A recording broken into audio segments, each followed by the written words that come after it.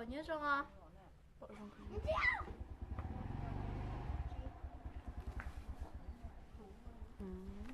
Cảm ơn cả. Chị tư luôn cho cứ nè.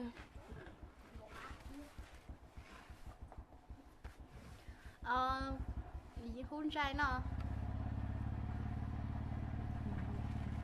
Fish tôm mùa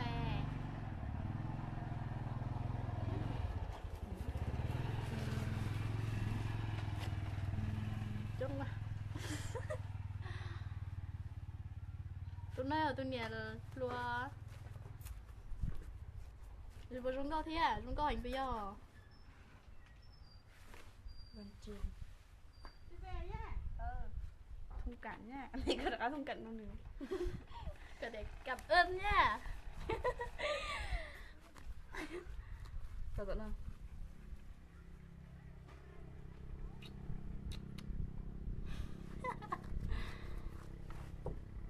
Xinh thật.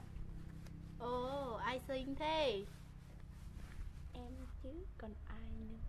Dẹo. Chào tên nhà hàng dẫn lông đò lùa cái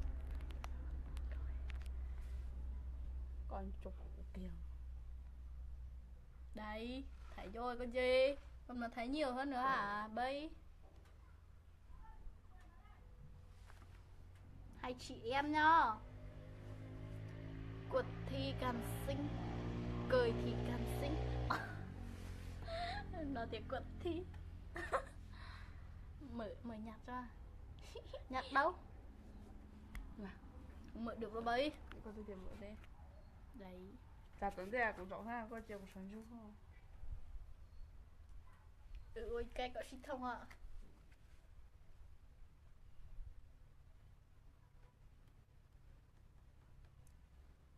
Mở can vì xoay lại hay cái nó cao rồi. Em ăn gì mà xinh thế? Ăn ớt cay mà ăn gì? Thì ăn cơm với ăn như anh thôi, có ăn gì đâu. Em ơi xinh lắm.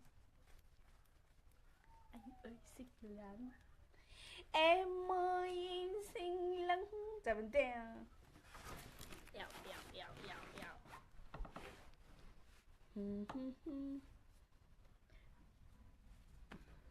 Mấy giờ rồi? Ồ, 28 rồi. Chột bé heo. Mẹ ơi, chuẩn bị đi đi. Có sống 10 người đã bày tỏ cảm xúc về video này. Số người xem video bạn đang tăng lên 10 người đang share video. Xinh thật đấy, như cô Tiên. Thank you. Thiên đường vắng em. Tao mệt rồi, xin đừng xem tôi nha.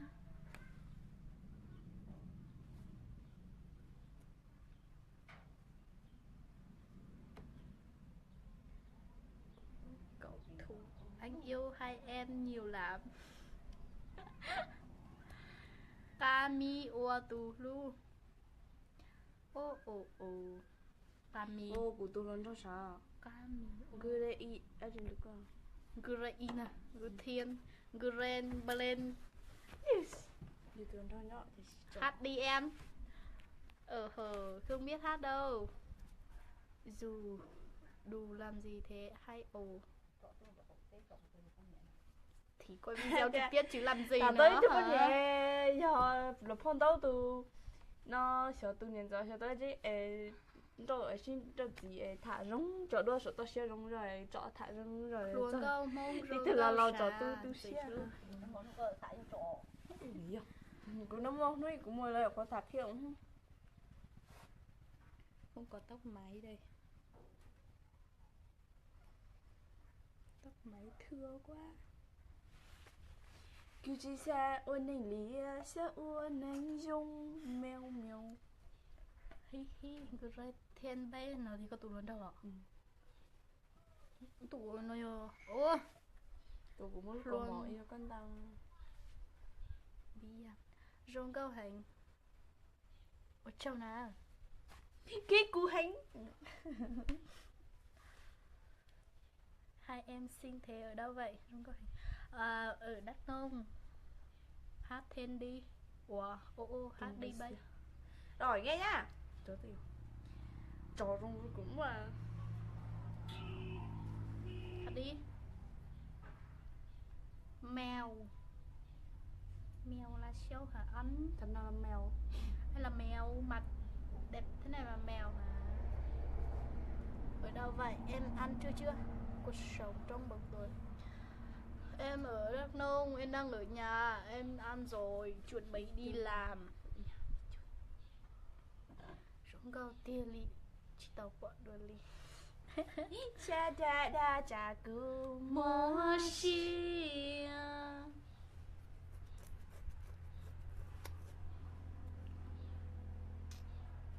giờ nó xa.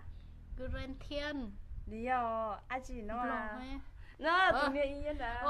Nhớ rồi, nó không phải xa. Đấy luôn là chỉ có. Nó không cho xá gì đâu, phải nó không phải xá. Chứ nào mà nhớ về Tết thèm loài rồi chả hả?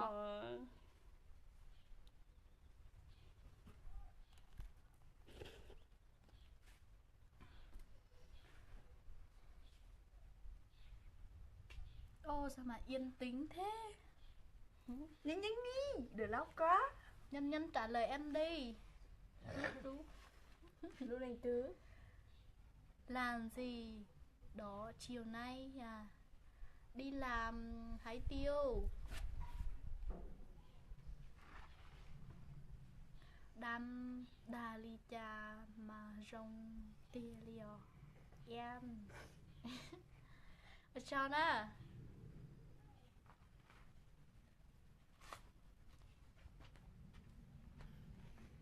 Còn dùng một bộ lần của xanh cậu này.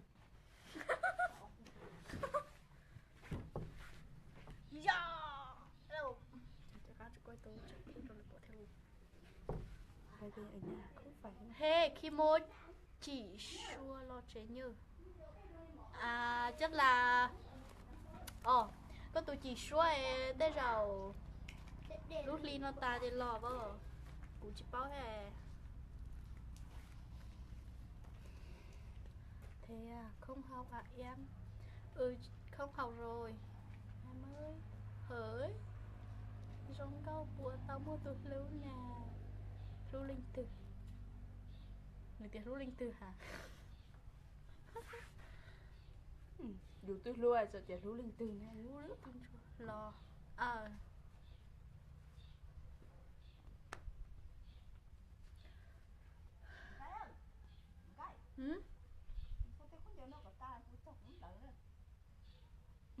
Mẹ đang kêu thằng nào đấy?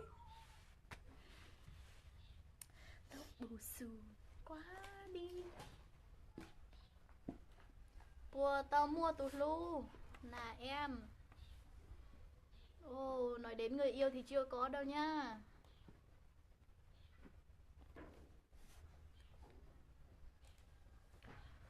Nói chuyện đi bấy sao mà yếm thế? Bật đi thì để chả.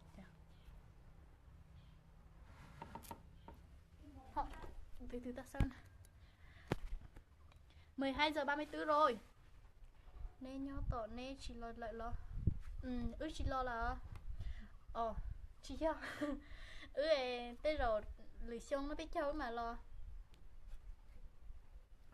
Nhớ tao nó cũng là rẻ cơ thế chỉ xả lò thế hò. Nên nó muốn tết.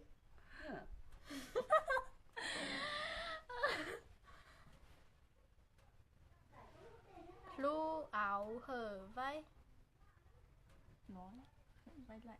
Đấy hả? Áo hở vai đến này. Người yêu của anh chứ gì nữa.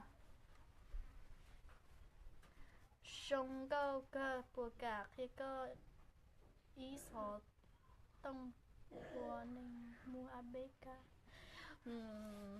Của tôi số điện thoại 0963774034 nè. Tụi tao nó tiền nên mắn hương này nè.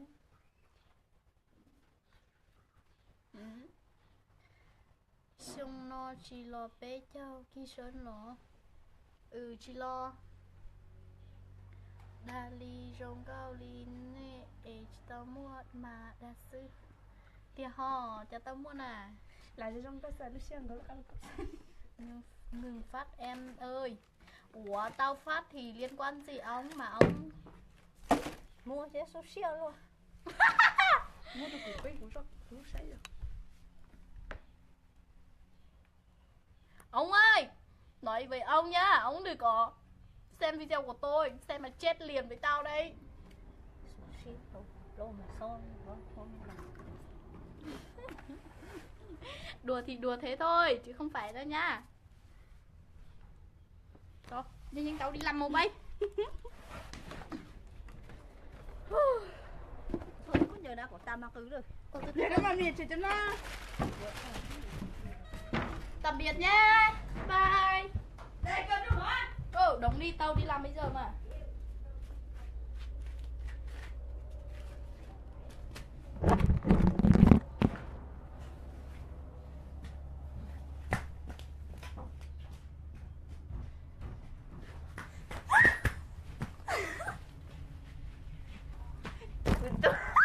Ủa?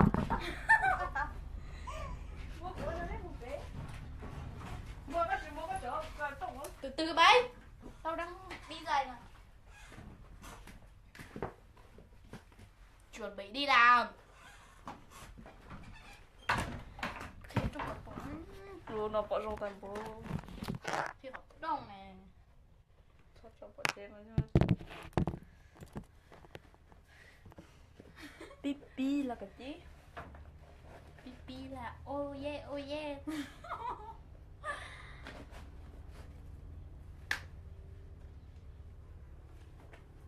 Tự sướng tí đã. Thì đang tự sướng đấy, tự sướng xong mới đi làm chứ. Thế mới vui chứ. Không bằng chú lửa gì.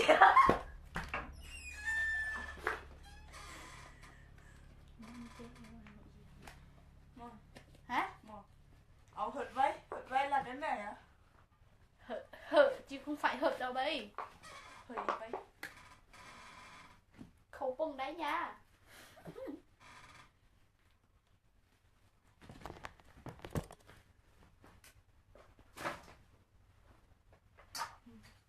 Mai cho thằng trong dần.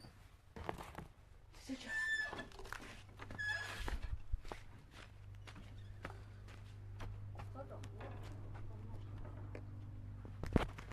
Mị đừng có mớ là tao sẽ chọn Mị đâu.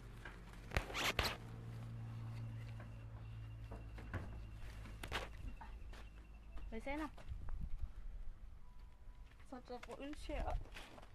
Để cho cái gì? Nè cho bỏ cua. Bao tay của tao đâu ra đấy? Trúc á.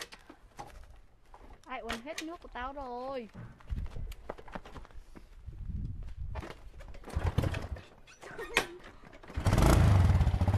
Đội bảo hiểm giao thông bắt đấy.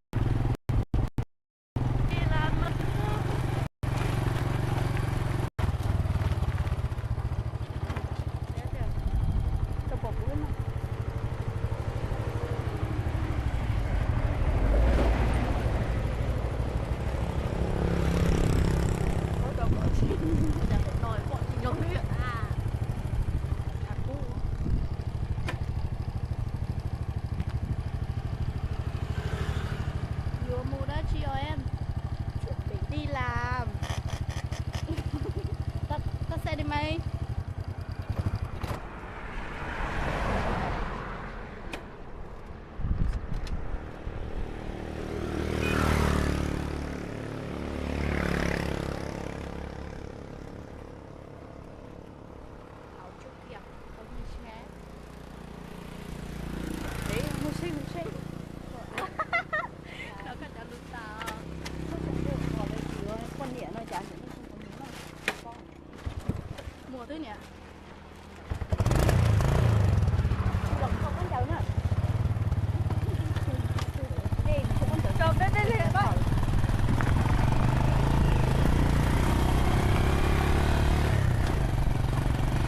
đây là mẹ của tôi nha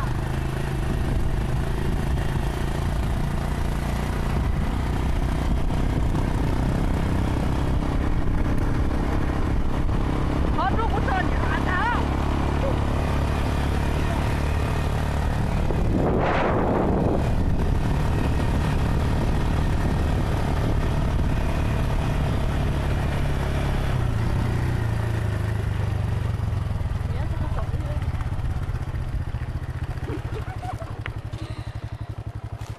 Vinh đã đây lúc mà tôi mẹ quá